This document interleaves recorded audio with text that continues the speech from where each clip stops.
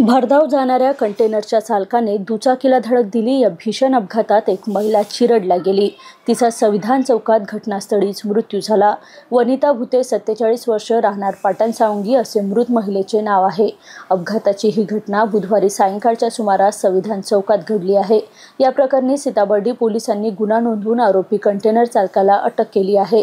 नरेंद्र सिंग रघुवीर सिंग 37 वर्ष, राहणार राजस्थान असे अटकेतील कंटेनर चालकाचं नाव आहे। भोजराज भुते हे पत्नीसह नागपुरात कामानिमित्त आले होते। काम आटोपल्यानंतर ते पाटणसावंगीला जात होते।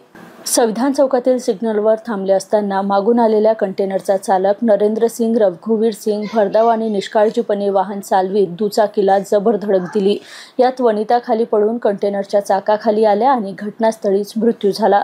माहिती मिळताच सीताबर्डी ठाण्याचे वरिष्ठ पोलीस निरीक्षक विठ्ठू सिंग राजपूत पथकासह घटनास्थळी पोहोचले। तत्पूर्वी रस्त्याने जाणाऱ्यांची गर्दी झाली, त्यामुळे आरोपीला पळता आले नाही। पोलिसांनी रक्तबंबाळ महिलेला रुग्णालयात नेले असता डॉक्टरांनी तपासून मृत घोषित केले।